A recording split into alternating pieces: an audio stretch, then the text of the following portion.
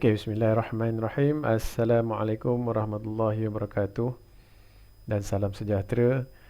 Hari ini kita masuk kepada tutorial yang kedua untuk kita mengaplikasikan apa yang kita dah belajar sebelum ni, iaitu macam mana kita melukis dan kita modify kita punya lukisan.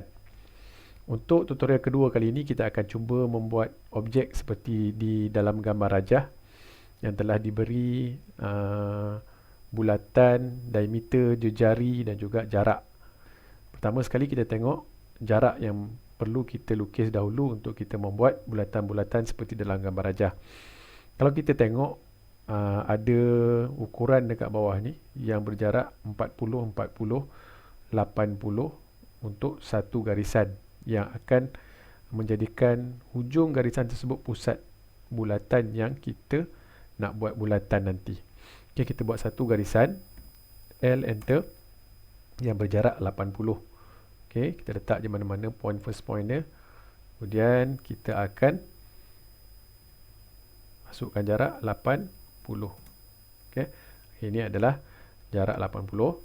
Kemudian yang menegak pun adalah 80. Okay, kita buat satu line yang jaraknya 80. Yang kita movekan line ni, kita ambil titik tengah dan kita letak di titik tengah garisan yang kita dah lukis mula-mula tadi. Okey, kita cari mana titik tengah, titik tengah untuk kita buat bulatan. Okey, kita buat dulu bulatan di sini. Yang satu bulatan yang berdiameter 16 dan satu bulatan yang berjejari 20. Okey, kita buat circle. Kita masukkan yang berdiameter 16. Circle diameter 16. Kemudian masuk satu lagi circle, enter, yang berjejari 20. Okey, untuk yang belah kanan ni pula, satu bulatan berdiameter 22, satu bulatan berjejari 20. C, enter, pusat bulatan, kemudian diameter 22. Kemudian satu bulatan lagi yang berjejari 20. Okey. Untuk bulatan atas ni adalah diameter dia 58, sama juga bulatan yang bawah. C, enter, kemudian diameter 58. Yang bawah ni pun sama, C, enter, center point dia, kemudian masukkan diameter 58. Okey, dapat bulatan. Kemudian kita ada satu lagi bulatan yang menyentuh bulatan di sini dan juga di sini. Kita menggunakan satu kaedah dinamakan tangent radius. Kita bagi arahan circle, C, enter. Kemudian kita masuk tangent radius. Kita tengok dekat bawah ruangan kolom bawah ni. Kita ada hujung tu ada tangent radius. Kita masukkan TTR, enter. Kemudian ambil tangent atas bulatan yang nak disentuh dan juga bulatan yang kedua. Kemudian masukkan radius yang dibagi. Okey, sini dibagi 15, masukkan 15. Okey, dapat satu bulatan yang berjejari 15 menyentuh dua bulatan. Bawah ni pun sama. Kita bagi arahan circle, enter, masukkan TTR, tangent radius, masukkan radius yang dia bagi 15. Kemudian okey, sekali lagi circle, enter, TTR, kemudian ambil dua bulatan yang nak disentuh dan masuk radius 15.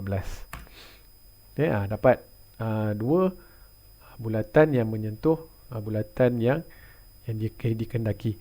Kemudian kita ambil yang sebelah kiri pula, macam mana kita buat satu garisan yang menyentuh tangent bulatan. Okay, menyentuh dua tangent bulatan. Macam mana kaedah kita nak buat? Kita bagi arahan line, enter. Kemudian macam mana kita nak buat menyentuh tangent?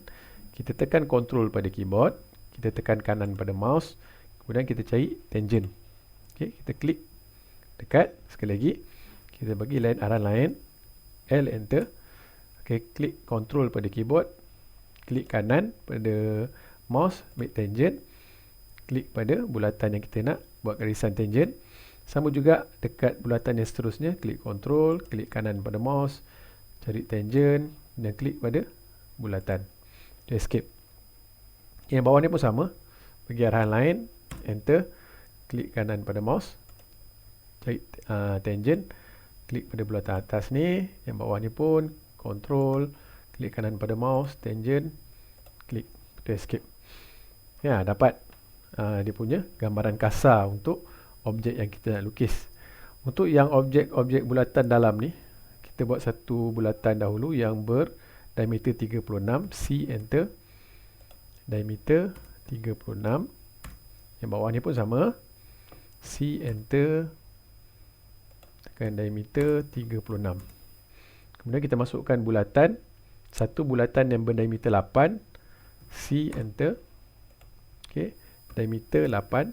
Kemudian kita buat array. Array ni adalah susunan untuk kita susunkan bulatan mengikut soalan. Kalau array yang dekat sini, dia susunan dia membulat. Okey, kita akan buat AR untuk array, enter, select objek yang kita nak array, enter.